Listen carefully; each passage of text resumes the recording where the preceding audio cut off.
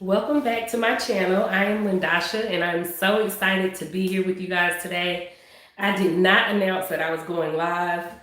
I actually just had a little bit of time in my schedule and I had a topic that was on my heart that I wanted to share with you guys. So if you're here and you're popping in, hello. If you're watching the replay, hello, comment, and also just say, tell me your name and where you're from so that I can know who's watching the videos and who's joining our community as we are. One of my goals in 2023 is to grow this community. And so I will be putting a bit more time in my schedule for lives and just coming and showing up with you guys as you're on your level up journey.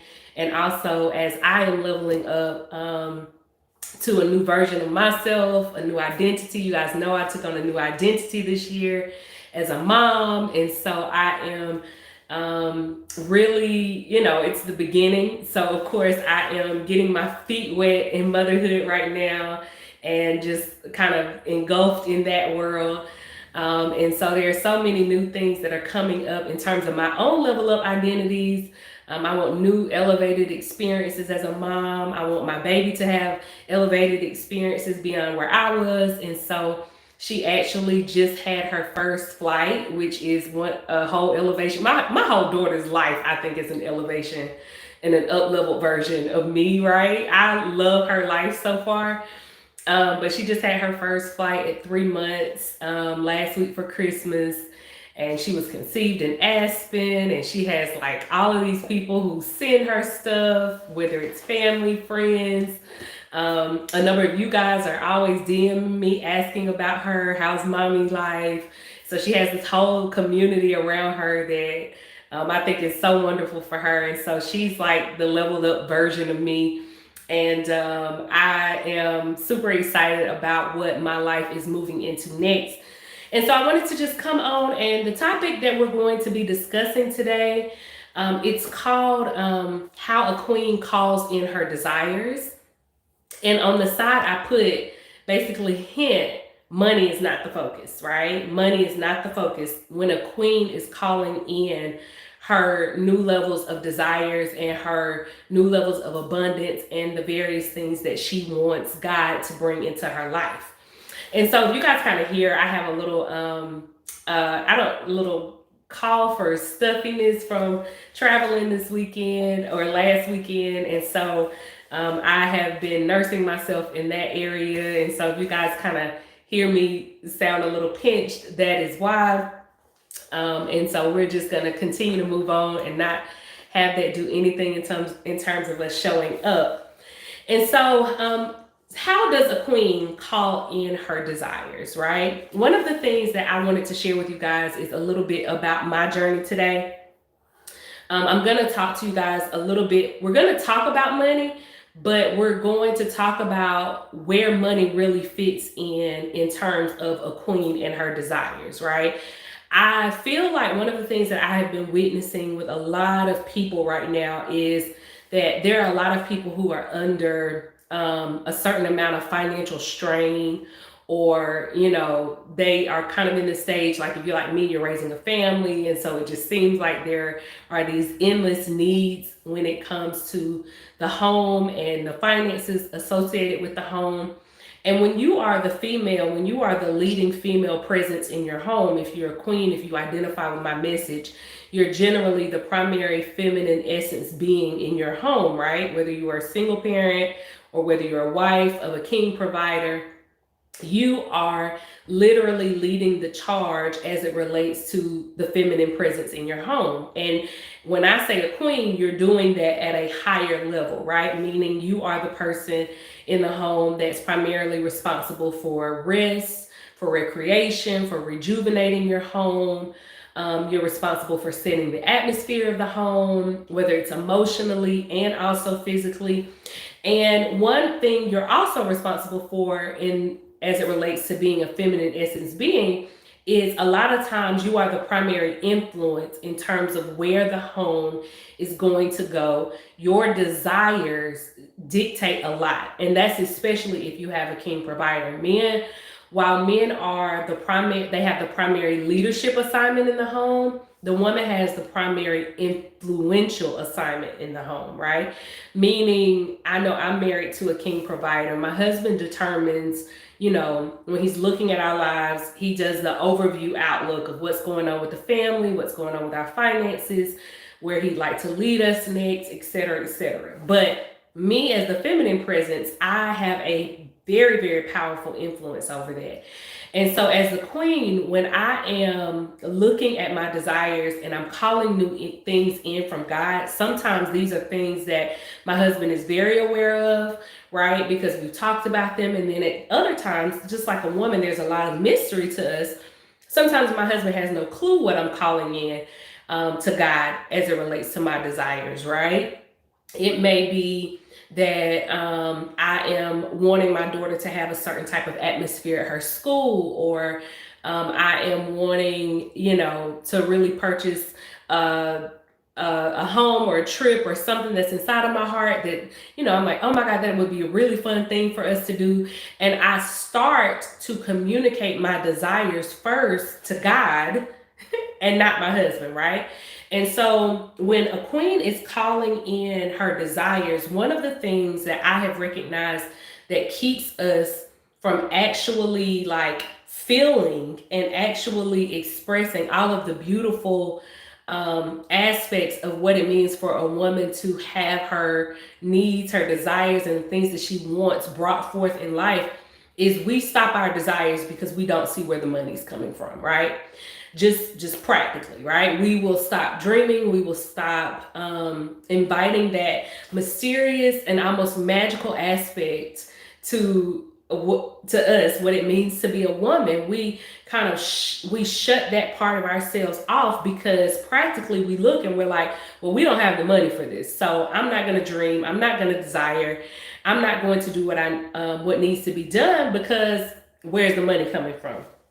And so one of the things that I have done in my life in order to combat this, I actually did not face this issue really in a tough way until I started leveling up to my 7-figure lifestyle, right?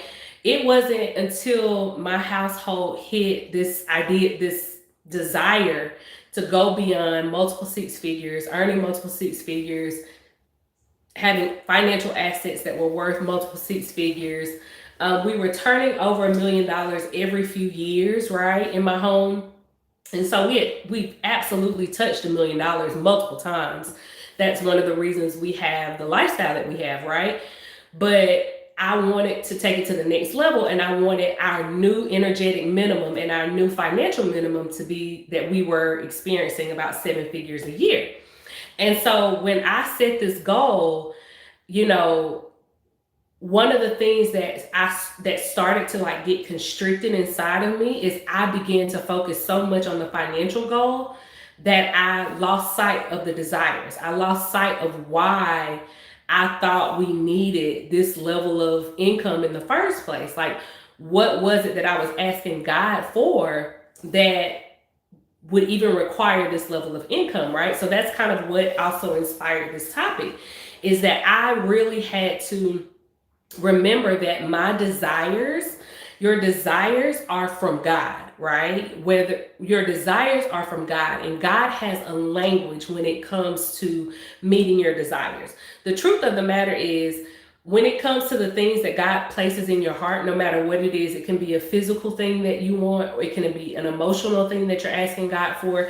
It could be spiritual deliverance that you're asking God for maybe something inside of your heart you can't get over, anxiety, or you can't get over depression or doubt. Whatever type of blessing you're asking God to give you, the truth of the matter is God does not require money in order to bless you with that thing, right? That your desires come from God. I have my notes. And God can provide for your desires any way that he wants because he made everything, right? He made everything. So there's no stopping God. God has not run out. God does not run out. God is not in lack. God is not sitting up here and thinking, oh, well, I can't rescue woman A from her anxiety, and I can't rescue woman B from her depression. I can't rescue woman C from her insecurities or her doubt, I can't, the God does not have can't in his vocabulary. He can and is able to do anything that you are willing to allow him to do, right? That God, you guys may have heard this, that God is a gentleman, right? He can do anything that you want him to do, both in the spiritual and invisible world, and also in the physical world. So calling in your dream home, which is what I'm doing. I'm not just calling in my dream home anymore. I have a whole real estate team rallied around this effort to help me enter into that space, right? So I'm actually in the execution phase on that particular desire. But the role of money often keeps us from freeing God to do certain things in our lives, right? Money is a human tool, right? That's something you and I and society, we all got together as humans and decided that we were going to come together as people, as systems, and we were going to make this thing called money, which growing up, money was actually physical for me. For my daughter, it'll be numbers, zeros and ones in like a computer system, right? But this concept of money is something that we agreed to as human beings. But often we go to God, talking to God as though he is limited by the dollar, right? And one of the things, you guys know that I'm spiritual, but I'm also very practical. What I'm not saying is that there's not a place in the conversation for money, but what I have recognized for a lot of women is that a lot of you are stopping the part that God wants to do, which is the expansive desire part. And you are like pigeonholing him because of where you are in your financial life now, as though God can't bless you with more income, more money in multiple ways, right? And so one of the practical ways that I address this in my life is, number one, I had to have a season as I've been leveling up to this place in my life where my new energetic minimum is 7 figures a year. That is what I'm speaking. That's what I'm calling. That's where my household is. Energetically, that's what we turn over every year, that or better. That's how I talk as it relates to God. And so that would be tip number one, is that when it comes to your desires, always give God room, right? So say, God, this is what I desire, or I desire better. So this thing or better. If you're calling in a king provider, God, I want a king provider as my husband or better, meaning a king provider who's also emotionally intelligent, a king provider who's emotionally intelligent and loves to travel. God can do exceedingly abundantly above anything that you think. And so what you want to do is you want to get information with God's language about your desires, right? If you're sitting down, and I've done this, ladies, this isn't like, I'm telling you, once I hit this level, I met every type of doubt, insecurity, disappointment. I didn't even know I had versions of myself that would doubt something this hard. But I think one of the reasons God had me go that path is so that I can identify with more of you when you are saying, I've been stuck in these places. I had to like get out my journal, and some mornings I would wake up and it's like, okay, it's time for me to start my activities for the day. It's time for me to talk to my clients. It's time for me to check my email. And I would have like this paralyzing doubt. And I would have to like sit down and journal and be like, okay, why are you doubting today, right? And I'm not sure, I can't see. Let me check. Let me see if you guys are saying anything. Hold on one second. Let me see if you guys are saying anything, because I can't tell from my from the phone where I'm doing the actual live from. So let me see on the computer if I can. If you are saying something, just put it in the comments. I'll go back and read the comments in a second. So I thought my computer was up and ready. It's doing its own thing.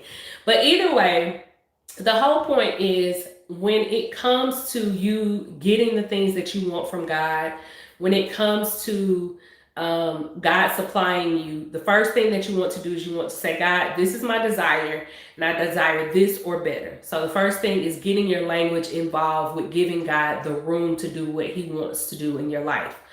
The second thing I would say that I saw come up in my own like struggle, kind of being paralyzed by fear, was one of the bigger ones for me. Is that I had to begin, I was asking the question, how, right? The reason why I said money should not be the focus, when I stopped taking my focus off of the money, when I was focused on the money, I kept asking God how, right? As though like I could hustle my way into the seven figures, which I have friends, business friends who've done that.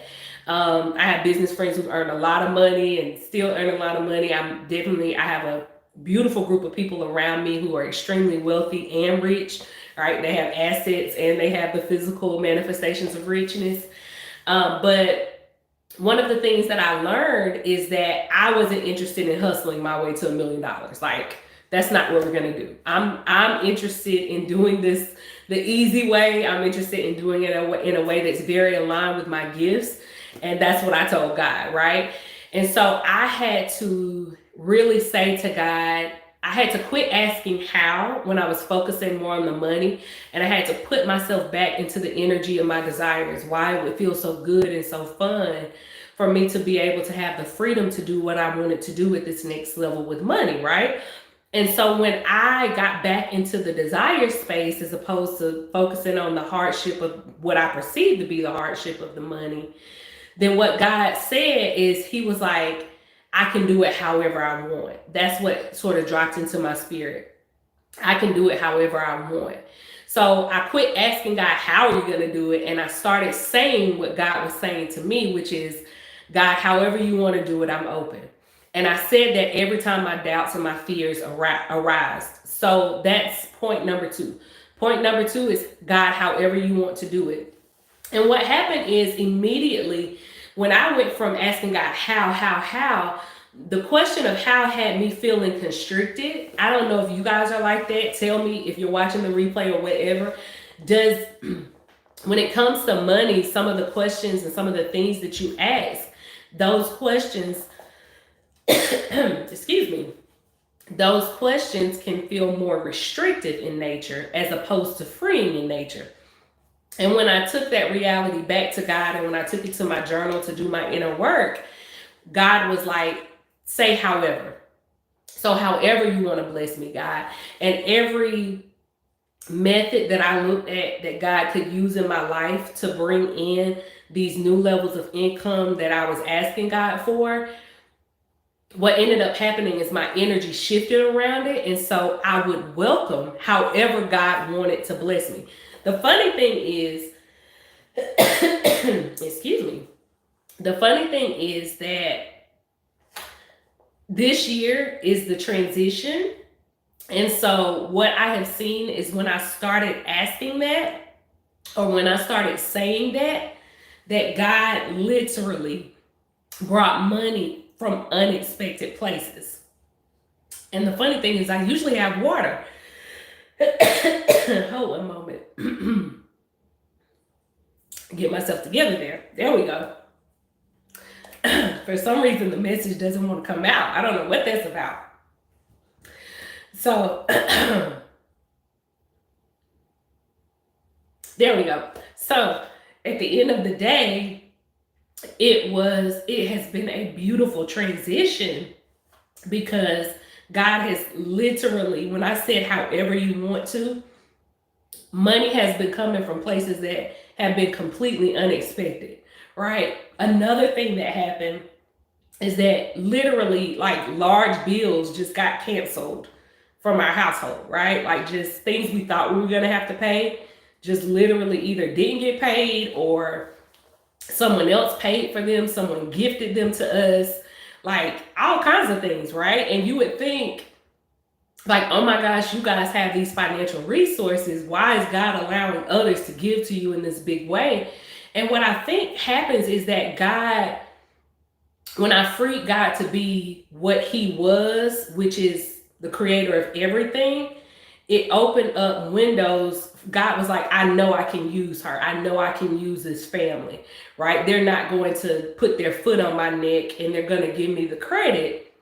And so here they can be humble enough to receive large gifts, or they can go out and earn it. You know, we can inherit it. We can go out and earn it, and we can receive it in multiple ways, if that makes sense. And so those are the two things that I would say to you in terms of those of you who are looking to call in new desires. I want you guys to be on the lookout with next year. I have some fun things coming. We are releasing my new online school. There are 6 new courses that are coming up. They will range from, but the courses will range from $333 upwards to about $3,000. Those of you who purchase those courses, you will be grandmothered into every lesson that I show up in those courses. I'll be showing up in them a lot in 2023, just building out my online school and building a community around women who are leveling up. That's one thing. Also, the number 2 thing is the Girl Get Your Year Together offering. I'm going to be doing that all year because I do think whenever you hear the message and whenever you're ready to get your year together, then you should do that. But of course, the new year is coming up. And so you guys heard me talk about the Get Your Year Together. Last month is when I started teaching you about it. Go back and watch that video because I think there's so many things that are coming through in 2023. There's so much from the divine feminine, and it's crazy because right now I feel it, like, right? I feel this, like, this constriction, right? It's like literally coming through in me right now, whereby something wants to hold back yesterday, but tomorrow is coming, right? So I totally didn't expect that to happen today, but either way, it's real. And so you guys get a chance to see it. But I'm excited to go ahead and get to the other side, and whatever is trying to be restricted in your life, I truly pray that you're able to overcome it. And I truly pray that you use whatever happened to me in this live as a way to say it's going to be okay on the other side, and that you guys press forward in order to achieve your dreams, because that's what we're doing on next year. So that is the second item that is going on in terms of 2023. And then also, I generally always have like a few groups that's going. So I typically coach you guys around the areas of money, self-care, and then also just in general, your love life with your man, right? Getting your romantic life together. And so generally there's a small group going around either one of those 3 topics. If that is your desire in 2023, is to start leveling up, getting those foundational, skills back together with dating from the divine feminine standpoint, right? Not from a masculine standpoint, but you're wanting to date purely from your femininity and embracing that. Then I want you guys to, email me at lyndosha@gmail.com and say, I would like, to inquire about one of your group programs, and let's group and let's coach together there. And so I'm just excited to share with you guys what was on my heart for the end of the year. And so I'm wishing you a beautiful, beautiful, beautiful the rest of 2022. And I look forward to seeing you in 2023. I will try to announce these lives and schedule them a little bit more so you guys can be prepared. But I just wanted to say bye-bye. I was closing out my year. I answered all of my emails from the law firm standpoint. All of my clients are settled for the rest of the year. And I wanted to do the same with this business, with my digital business, and say hello to you guys. All right. So you guys take care. Bye-bye.